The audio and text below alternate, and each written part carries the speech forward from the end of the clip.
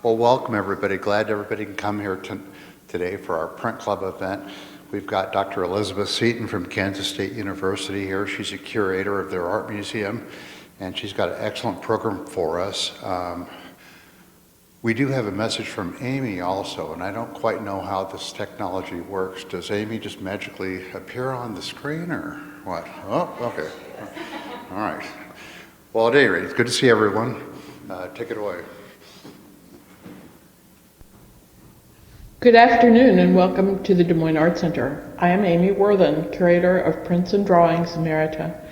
Thank you, Print Club, for inviting me to introduce our speaker today. I wish I could be with you in person right now, but because the funeral of our friend and founding Print Club member Lou Fingerman is taking place on Sunday at 1 p.m., I am pre-recording this introduction.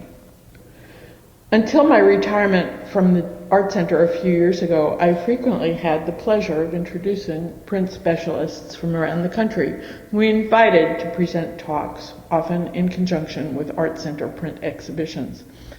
It was a joy for me to see friends and colleagues who'd never been to Des Moines discover the wonders of our museum and permanent collection, learn about our print club now in its 41st year of supporting prints at the Des Moines Art Center, meet artists, collectors, and print enthusiasts, and experience our hospitality. So it is my great pleasure to introduce today's speaker, my friend and colleague, Elizabeth Seaton. Liz was raised in Winfield, Kansas. She received her BA degree from Harvard University and her MA and PhD degrees in art history from Northwestern University. From 1994 to 96, she was a curator at Northwestern's Mary and Lee Block Museum of Art, and from 2000 to 2003, she worked in the Museum Education Department at the Art Institute of Chicago. Since 2003, she's been at the Marianna Kistler Beach Museum of Art at Kansas State University in Manhattan, Kansas, where she holds the title of curator. I have visited this beautiful and lively museum and urge all of you to make the trip. Liz's research interests include Kansas culture, American printmaking, U.S. government patronage of the arts, and American art between the two world wars. She is the author of WPA Federal Art Project Printmaking in California, published in 2005. For the Beach Museum, she organized landmark traveling shows, including the exhibition Paths to the Press, Printmaking and American Women Artists, 1910 to 1960. It was because of the exhibition catalog she co-authored for that show that printmaker and past president Kay Drees urged our board to invite Liz to present a talk to Print Club. Liz also organized and co-authored the important and eye-opening catalog of Art for Every Home, Associated American Artists, filled with innovative research. Both of these books are available for purchase in the museum shop. Supported by the Des Moines Art Center Print Club, Liz's talk today is presented in conjunction with the Print Gallery exhibition Modern Concepts, organized by director Jeff Fleming. It features a selection of modernist works on paper from the permanent collection. Having had an advance peek at Liz's PowerPoint slides, I know that her presentation, titled Pressing Commitments, Women Printmakers in the Modern Family, is filled with visual surprises and is full of personal meaning for many of us. At the conclusion, she will take questions. Her talk is being recorded on video, so those who are unable to attend today will be able to see it later. Please join me in welcoming Liz Seaton.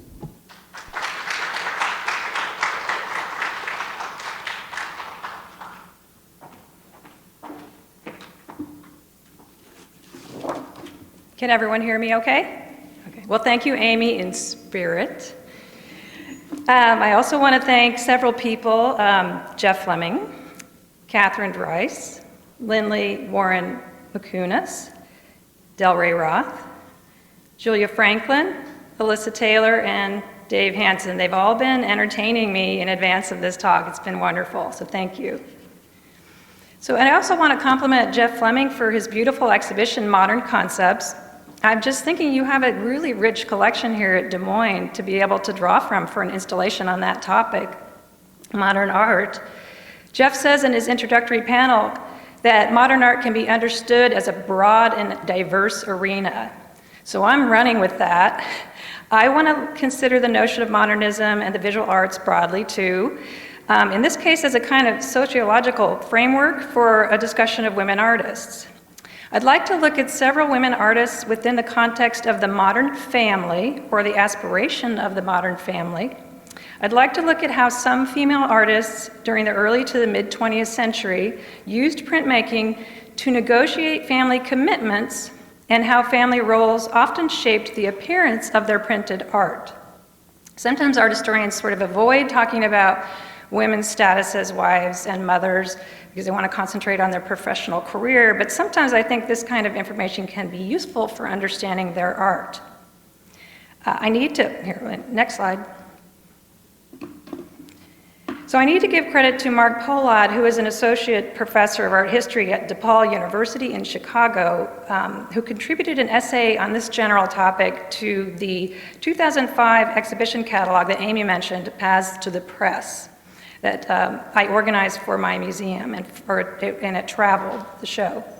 So I'm drawing on some of the information in his essay, which we kind of worked on together since I was the catalog's editor.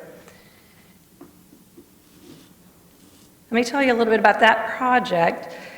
The Paths to the Press exhibition was the first major survey of female artists who demonstrated a serious commitment to studio printmaking during the early to the mid-20th century. And so it took till 2005 for someone to organize a project like this. Although the related catalog included several thematic essays, it was at its core an information gathering project, and a much needed one. As I noted in my introductory essay to the catalog, women had not been adequately represented in publications on American printmaking. The number of female artists represented in these art surveys, even those published after 2000, had barely hit the 25% mark. This even though historically, women had regularly accounted for a quarter or more of the artists represented in major national print exhibitions in the United States. In setting out to produce a publication in which women accounted for 100% of the artists, I realized that I needed help. So I recruited some 20 American printmaking scholars and dealers to contribute essays and catalog entries.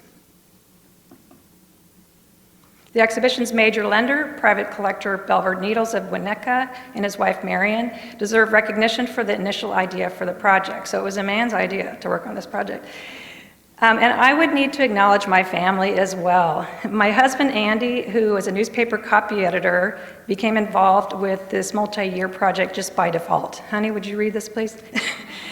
My daughter, Eleanor, shown here at age 4 with me in front of the exhibition, went without me for many hours during days, evenings, and weekends while I immersed myself into the private and professional lives of the 80-some women included in the exhibition. I remember thinking at the time, as I sat in front of my computer and lamented my work-life imbalance, that in many ways I envied these women who had accomplished so much and led such remarkable lives. It's striking to me how much the challenges facing many women working in professional careers today are the same as those that were confronted by some of these female artists decades ago. The photographs I'm showing here, and they're sort of a bad quality, sorry, appeared in an issue of Chicago's Sunday American newspaper in 1962. The article's premise was how artist Eleanor Cohen balanced her work as an artist and homemaker. The title of the article was "The Artist and the Woman," and it suggested the human interest value of a female artist who could maintain her womanly responsibilities and make her work at the same time. The photo at left shows Cohen, as the newspaper wrote, hard at work on an old-fashioned lithograph printing press, while another shows her baking bread with Max Kahn, her artist husband, looking on. As Mark Pollard in his essay indicated that this newspaper apparently felt that the public would only abide by the notion of a woman making art if they could be assured that she was also providing for her family. Looking at these images, we might ask, how did Eleanor Cohen manage to balance career and family? Let's peer into the lives of a group of female artists, some briefly and others a bit at more length, including a few of the women that are represented in the Modern Concepts exhibition. Let's look into the lives of these artists to see how they made it work. As we will see, printmaking often played a substantial role in how they met their work-life challenges. Just to qualify a bit, I'm going to emphasize in the talk examples of women who attempted to juggle child-rearing and art careers.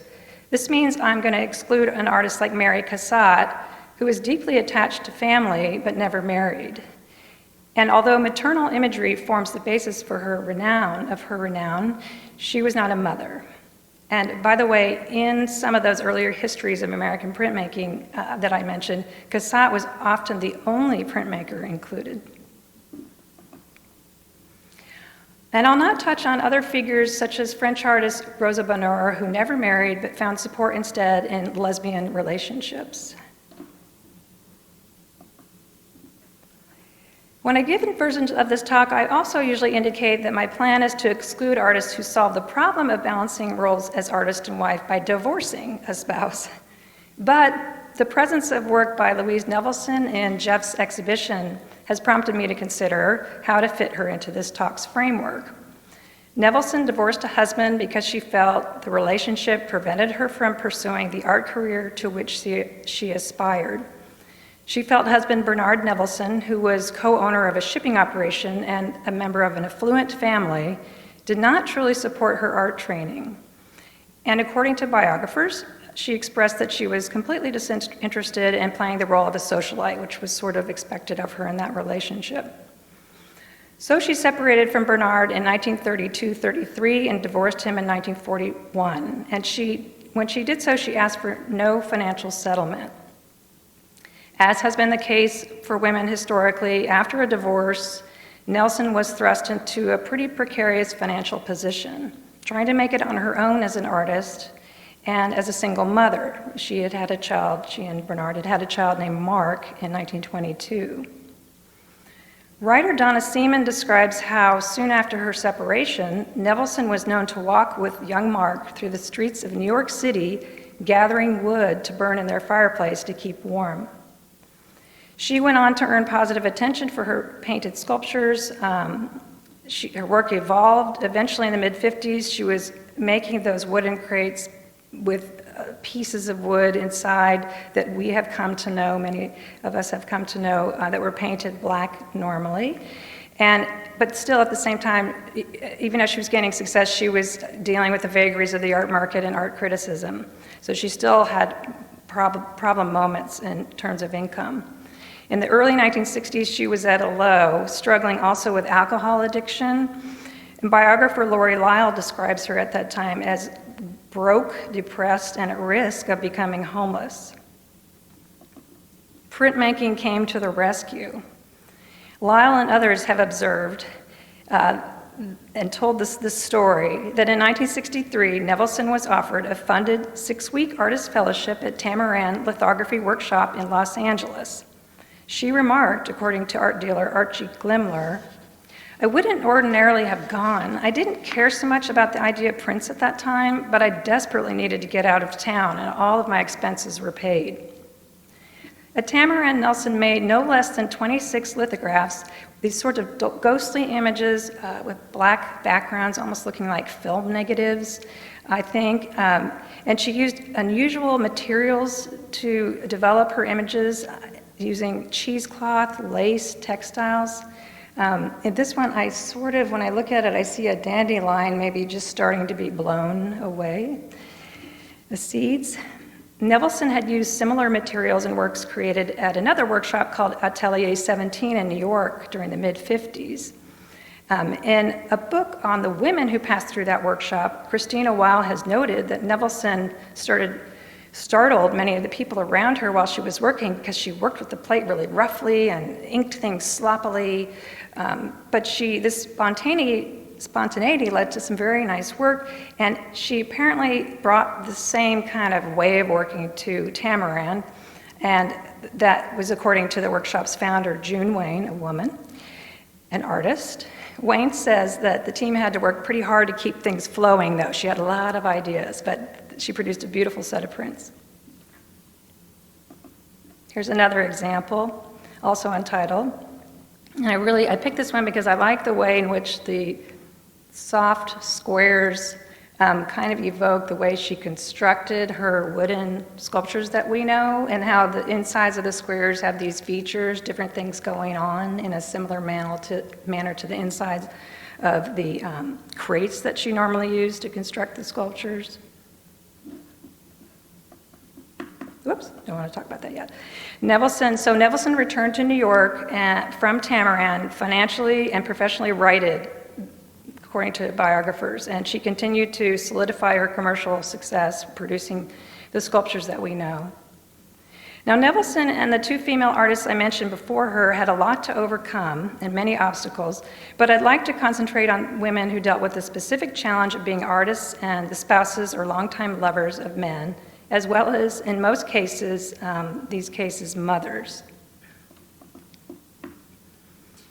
Some of the most contented marriages among the women printmakers I've researched involved husbands who were themselves creative people, but not necessarily artists. Southwest figure Jean Kloss was married to a poet who understood her aesthetic needs and adapted his life to fit hers, in the words of sociologists Gladys and Kurt Lang. Throughout their long life together, Phillips Kloss took various jobs to enable Jean to sell her etchings. The Klosses elected to live on a modest income and not to teach so as to have more time for their creative work. And when Jean was in her 70s, still making prints, Phillips wrote a catalog to generate interest in her art. In this sense, the Langs have noted, he was the wife that so many women artists needed.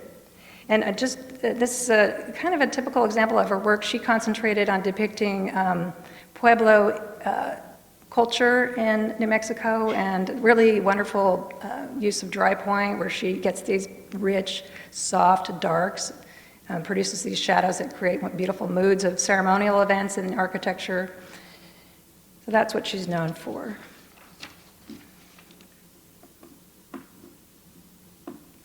Shelby Shackelford's husband, Richard T. Cox, was a physicist, and he also promoted his wife's printmaking in his writing. In a 1931 article for Creative Art magazine, he described for readers how they might employ her unusual method of producing a relief print created using paraffin wax. Just an ordinary product obtainable at grocery stores, he described it. Shackelford's 1932 Night and Morning, which you see here, was made with Cox's assistance.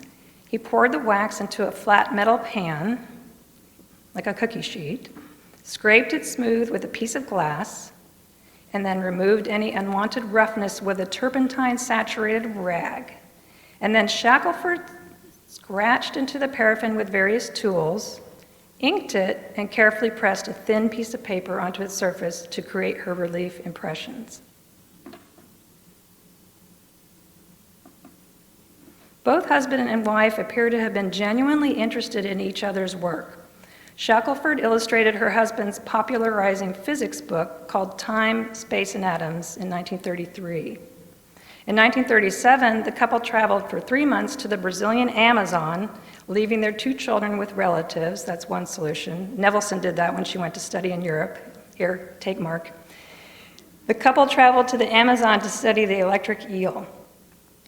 Shackelford's illustrated travelogue of the journey, called Electric Eel Calling of 1941, included scratchboard designs, and here's an example, that were stylistically related to Shelby Shackelford's 1930s wax relief prints. Many printmaking couples were both studio artists. Before the Klosses and Shackelford and Cox, there were Mary Nemo Moran and Thomas Moran, who seemed to work things out in part through their relationship as printmakers. Born in Scotland, Mary Nemo's mother died when she was young, and her father brought her and her brother to the United States when she was 5. The family settled in Crescentville near Philadelphia, where they became neighbors to the Moran family, which is known for its many artist members. At age 20, Mary married Thomas Moran, maybe the best known of those artist members, who was then building his reputation as a painter and who had apprenticed some years earlier with a local engraving firm. She soon began studying painting and drawing under his guidance. He encouraged her pursuit of art thereafter. Thomas's work required him to travel widely, and Mary and some of their children accompanied him on several of these tours. The couple went to work in Europe in June 1866 with their 2-year-old son in tow. Mary accompanied Thomas on his expeditions to visually document the Western Territories 2 times during the early 1870s. It's an example of one of his beautiful depictions of that landscape. Mary managed the household. The couple had a son and 2 daughters, and taught art to supplement the family's income. She assisted Thomas's business affairs and his art making, helping him complete presentation drawings based on his landscape sketches. During the summer of 1873, when Moran was on a trip to the Grand Canyon, he wrote to his wife, "Work hard and improve your drawing, dear, as I shall have plenty of work for you this coming winter. 70 drawings for Powell, 40 for Appleton, 4 for Aldine, 20 for Scribner's, all from this region because beside the watercolors and oil pictures. Kisses and love to you all, your loving hub, Tom." On one occasion in 1879, Nemo Moran was too ill to accompany her husband on a trip they had planned to make together in the Grand Tetons in Wyoming. He gave her some copper plates to pass the time. She reportedly took her daughter Ruth with her outdoors to work on her first design. He reportedly described them as jolly queer and funny looking when he came back. But the critics thought otherwise, and Nemo Moran soon joined her husband as a member of the New York Etching Club, its first female member. She would become as recognized as he within the American painter-etcher movement of the late 19th century. So she liked to work outside and bring her children. Obviously, she could do that with printmaking. And this is a East Hampton scene. Looks like something out of the Netherlands, but a lot of artists were influenced by European imagery at the time. But this is a good example of her work because she just did beautiful things with intaglio processes to get this, create this mood, the dark sky, which she's kind of known for. Just really lovely. So moving into the 1930s, in part as a reaction to that painter-etcher movement, which I was just talking about, the printmaking program of the WPA Federal Art Project was about expanding opportunities for artists to work in many techniques. The formation of the printmaking workshops of the Federal Art Project proved one of the most significant events for female printmakers during the 20th century. In these workshops, women worked as wage earners right alongside men and earned similarly sized paychecks. So I'm showing you someone who worked in the New York printmaking workshop for the WPA, Blanche Grams, and then there's a picture of the San Francisco workshop, just to give you an idea of the way things were set up often. And there were master printers specialized in usually lithography, especially because it involves quite a bit of chemistry. And so they would assist artists in, realizing their visions. In Chicago, there was no printmaking workshop per se, but rather clusters of artists who shared presses. Eleanor Cohen and husband Max Kahn worked for the WPA in that region, and it was referred to as the Illinois Art Project. They worked out of their South Side home, making advances in the use of color lithography as a fine art medium. The space was a small loft dominated by a shelf of heavy limestone blocks and a hand-operated press, which the 2 artists shared with another 2 or 3 friends who were working for the WPA. The importance of their home and space, their home and workspace and their partnership in it is illustrated in Cohen's 1944 print here, The Studio. Behind the couple appear objects related to their work in lithography, solution jars. You can see there's a scale to the right of it to measure gum arabic, which is used in preparing the stone for inking.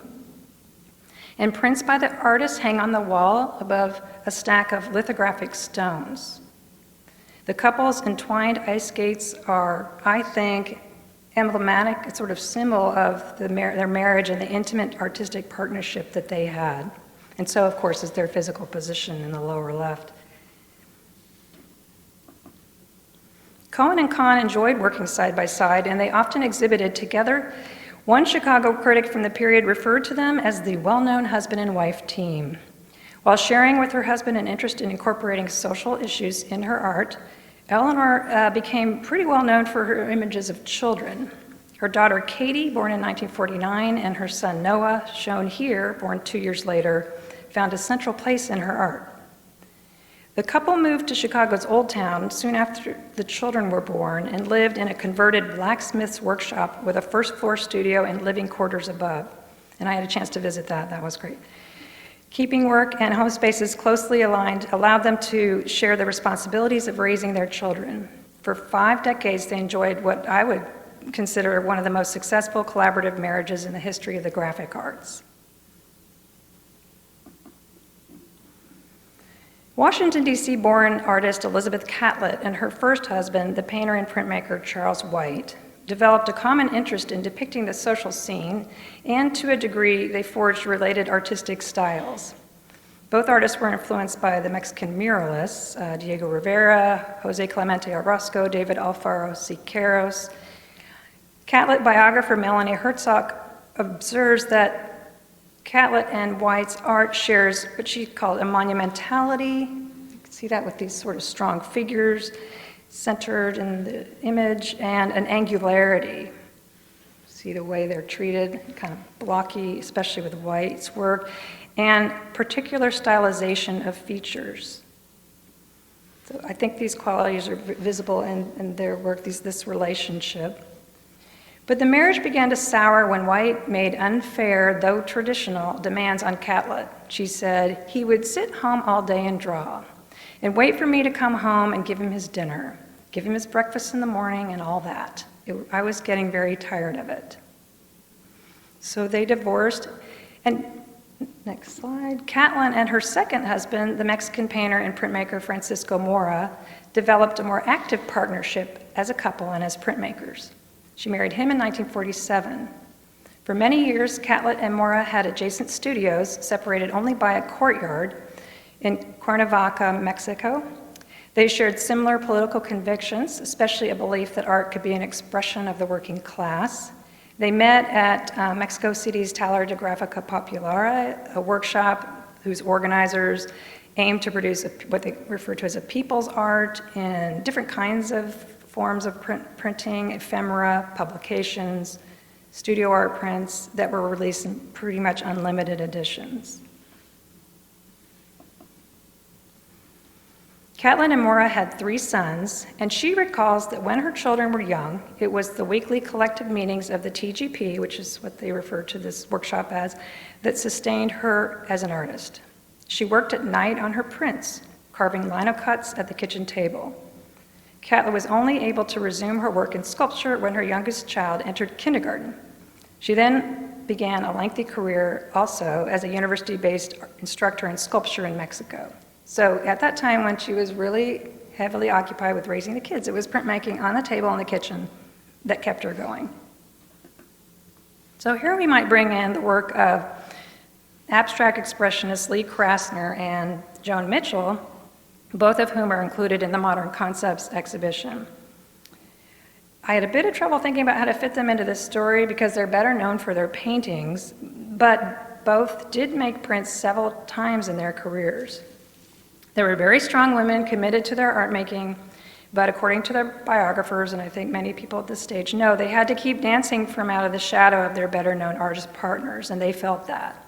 These partners were Krasner's Jackson Pollock, and they're over to the right, Lee and Jackson, and Mitchell's Jean-Paul Riopel, who was a Canadian artist associated with the abstract expressionist movement as well. Neither couple had any children, although Krasner did describe herself as busy caring for a baby anyway, namely her husband, Jackson Pollock, with his alcoholism and affairs. Mitchell Mitchell and Krasner used printmaking to reflect on and expand on their expressionistic approaches in painting. In the case of Lee Krasner, interestingly, prints became a part of her painted collages. And so, just as a setup, I'm going to show you one of those examples, but this is the collage in Jeff's exhibition, which I really love. It's made up of pieces of work by Pollock. And I just love the way it thrusts upward, and I see like modern dancers. I've also kind of looked at it again and seen like a ship being consumed by the Black Ocean. There's just so much to look at there. And here's what I was talking about. Krasner made a series of lithographs, primary series bluestone, and there were a number of colors in the series. And she took, several years after producing the print, she took the print and cut it up and used it in a painting collage, like a oil and paper collage, which by that time she had kind of a mix of kind of Pollock-like gestures, well, her own expression, gestures, and then she was using hard edge forms at the same time, so you see that combination there. I think what one might be able to say about the two women's pursuits in printmaking is that besides how it informed their work in another medium, it also validated their independent success vis-a-vis their partners. Most of their print projects were commissions that provided even more visibility for them in the art world and the literary world. Mitchell was invited to produce 5 print images for a fine press edition of friend John Ashbery's poetry, titled simply The Poems. It was part of a series of portfolios illustrated by other modern artists who were invited. The Modern Concepts exhibition includes the print that served as the title page image, so on the image on the right. And I'll let you take that in, both of the images in. You can just see the interesting use of black and then another 2 colors within there, the black marks, strokes. These were Mitchell's first mature prints, and she worked in the medium of screen print at Tiber Press in New York City, which specialized in fine art screen printing, so it had a master printer working with artists.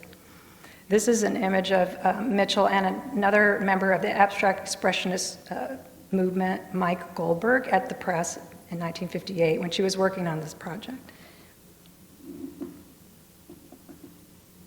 So now I'm showing you the actual print in the Des Moines Art Center exhibition. So it's not part of the portfolio, it's a print, another available print. And Mitchell began working, I guess she worked very methodically. Curator David Acton gives us some nice insight into how she did things. So she started out working with liquid tush, which is just sort of a black liquid solution that allows you to paint your design in screen print or lithography, and a crown directly on the screens. You see the screens there. But later she became disconcerted that the weave of the silk imparted the same fuzzy contours to the lines and forms in every color. So you would do something to the screen that blocked certain parts of it, and then you would ink it and use what's called a squeegee to press the ink through the open areas onto the paper. And she got frustrated by the way that the screen looked was affecting the way the colors were looking on the paper. So the master printer Floriano Vecchi showed her how to draw her component images with tush on mylar, and he photographically transferred the designs to the screens. And to manipulate the ink on the plastic, Mitchell broke a wooden tongue depressor in half, fraying its fibers into a brush-like tool. So simple objects can help you make art. We can see that scraping, I think, in this work. I think definitely they're scraping through the color, and maybe the evidence of the end of that tongue depressor. And it appears to me as if the colors in the work are a battle between black and white, battle between hues, green and blue in this case, and black and white. It's pretty dynamic. New Yorker art critic Peter Schendel has described some of Mitchell's work as evoking a troubled fury. And these screen prints were made when she was starting her relationship with Riopel after divorcing writer-publisher Barney Rossett in 1962, or earlier, that's wrong, 52. And Mitchell and Riopelle would move in together in Paris in 1959, and this is when she was working on this project. So perhaps we can interpret this imagery at this moment as a reflective of some anxiety and energy in her life in that transition. They are the works, of course, in a dynamic relationship with Ashbery's poetry. And David Acton writes, Mitchell did not intend these prints to be illustrations of the verses or even interpretations, but hoped to capture the personal feelings they provoked in her, their overall tone.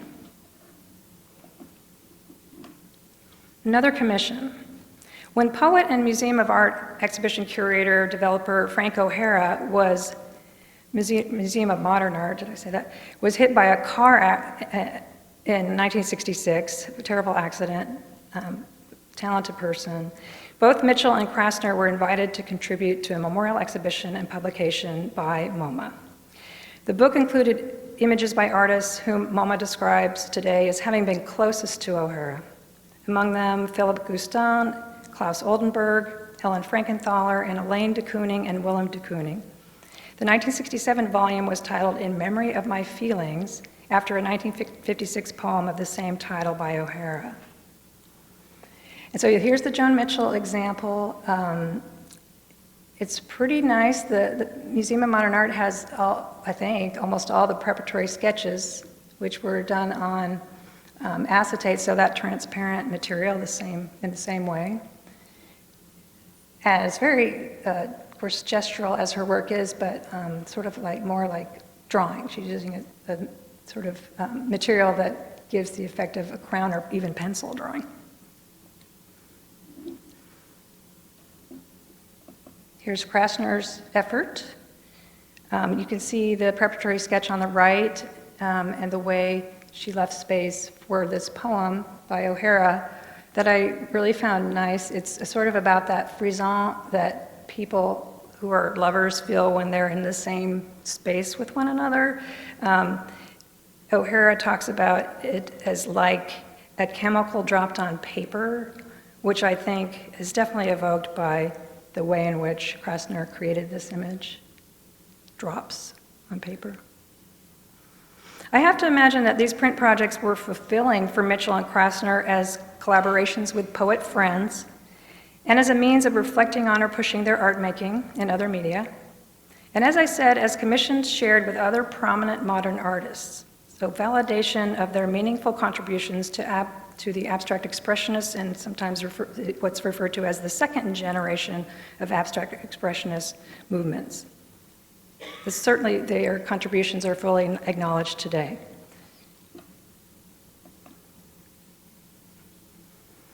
The relationship of Bernarda Bryson Shawn, and this is the last example I'll consider, is not a story of fulfillment. Before she met her husband, Bernarda Bryson Shawn had had thorough training in art schools in Ohio and gained the distinction of having become one of the first female studio artists to work in color lithography in the United States. While working for the Progressive Ohio State Journal newspaper as a reporter in the early 1930s, Bryson came to New York to interview Diego Rivera about the threatened destruction of his Rockefeller Center mural. The Mexican muralist introduced her to Ben Shawn, who was one of his assistants. Ben and Bernarda fell in love, and she moved to New York in 1934. They eventually settled in Roosevelt, New Jersey, which is this really interesting planned community for unemployed Jewish textile workers that was established by the New Deal administration. And this is their house. It has an addition by George Nakashima, so it's an interesting hybrid of this kind of modernist, Walter Gropius kind of structure with his Japanese aesthetic.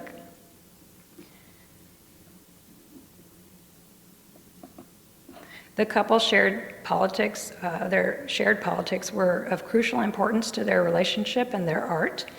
As Bryson Shawn said, they supported Franklin Delano Roosevelt's government because it offered ideals that, quote, they could totally approve of, work with, and be enthusiastic about.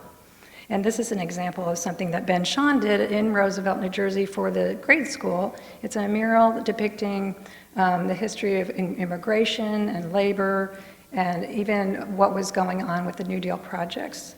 and she assisted him with that as well.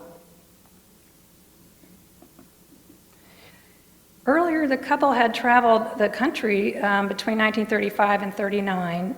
Sean was photographing for the Resettlement Administration, which later became the Farm Security Administration. He was looking at the effects of the Depression in the rural America, and Bryce and Sean was doing the driving during that trip. Sean convinced the Resettlement Administration to hire, Ben did, convinced the RA, as it's sometimes referred to hire Bryce and Sean as an artist. And so she did make a number of works, and this is a poster related to loans for farmers on the right.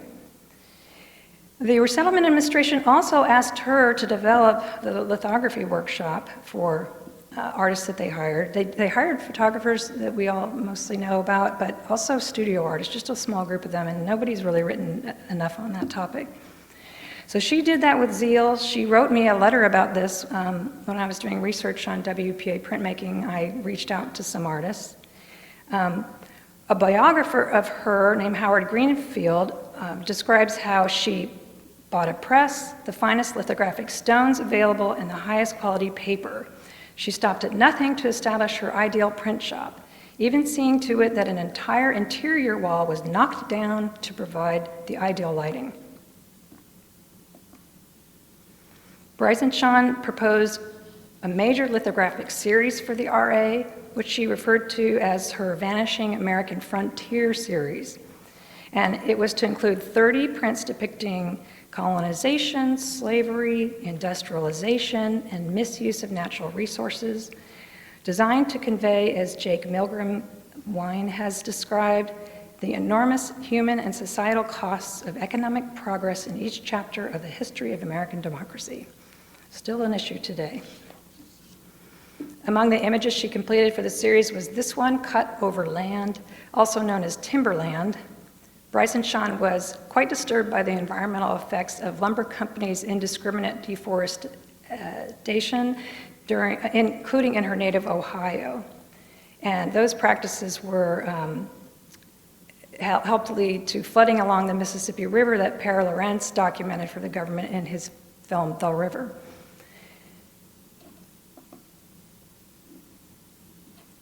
But after the birth of their first child in 1936, so then middle of that period when they were traveling and working for the RA, Sean was forced to abandon this print series.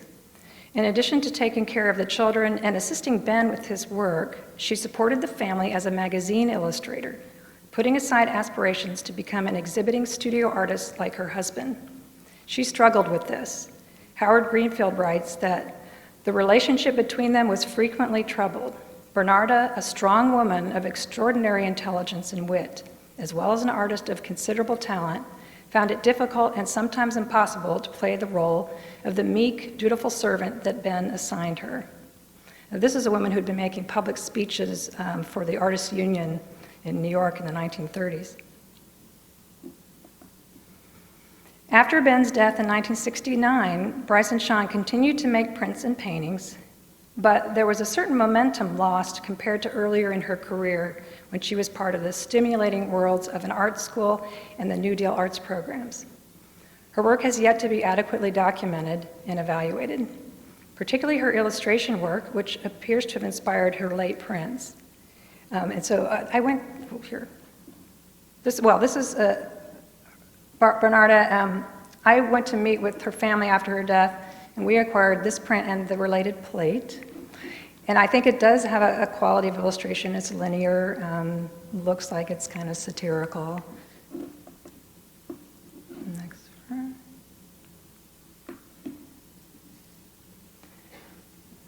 I'll end with this slide from Bryce and Sean's New Jersey studio, which I visited, as I said, in 2011. These are drawers of her yet-to-be-studied illustration work. There are hundreds of drawings. Symbol of so much that is still to be learned about women artists who have lived in the shadows of their husbands, I would say, whose work-life balance was not what they had hoped it would be. And we acquired this illustration, which is Dwight D. Eisenhower as a Cheshire cat. The Kansas connection seemed just right. Yeah. Bryce and Sean's relationship with Ben, Sean, mirrors many relationships between artist partners in which the union is first founded on art, sometimes inflected by politics and travel. Then, as family responsibilities mount and the husband's career makes greater demands, the female artist's work becomes inhibited and her career curtailed. The Sean example, in my view, also mirrors many spousal relationships today, in which both members of the partnership desire to pursue an engaging career, but one has to give this up to care for children or an ill spouse, and in many cases has to work a less desired job to make ends meet. And I'm just thinking, like, lately, the pandemic and the way in which a lot of women ended up having to leave their work and stay at home to help their kids do online learning. Why does someone have to alter or even abandon her, typically, career aspirations? It is a question that is still relevant in 2022.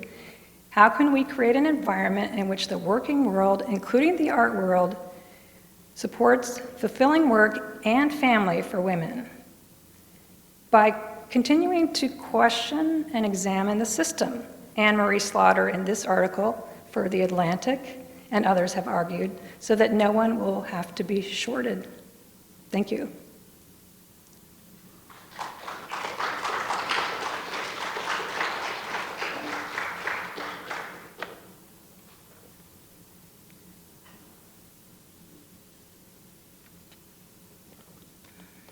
Does anyone have any questions? I'll do my best to answer them.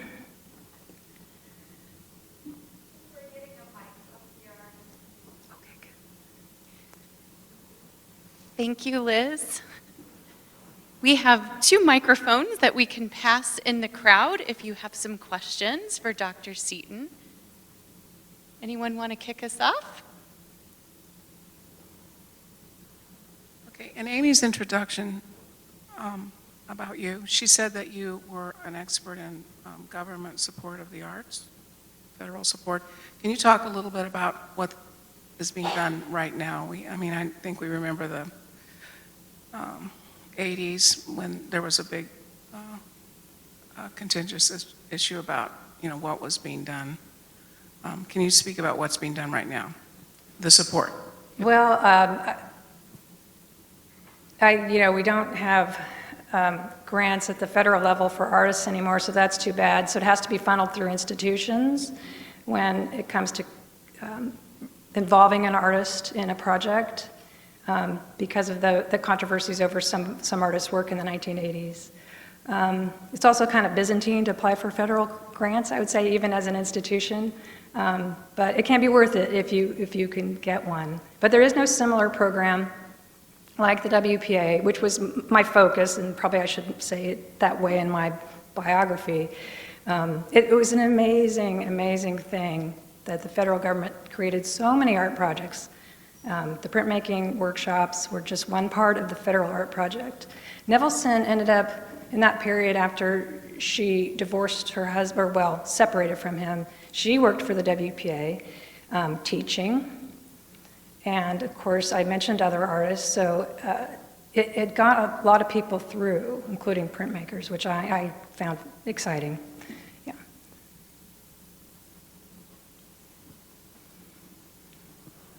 Do you know, did most of these women have their own presses in their homes, and so that they could do their own printing? Oh, it just varied. Yes, some of them. And then some of them were able to go to workshops that were set up for the express purpose of helping artists, having someone who was specially trained help them to make prints, and maybe do things that, they would have equipment and supplies that might be too costly or too difficult to be working with at home, so they could try some really different and interesting things. Yeah. All right, not seeing any. I want to say thank you to Dr. Liz Seaton for joining us today. Want to remind you that you can join Print Club if you're not already a member, but to let you be aware of upcoming events. In October 8th and 9th, we will be unveiling the commission print by Matthew Willie Garcia. He was part of the immersive exhibition this last spring. And then on Thursday, I believe, or Wednesday, November 10th, we are having our annual members meeting where everyone can vote on our gift print and see what we are wanting to conserve for the Des Moines Art Center. But please join me in thanking Dr. Liz Seaton for joining us today and teaching us so much about women printmakers and how they juggled their life in modern art. Thank you, Liz. Welcome.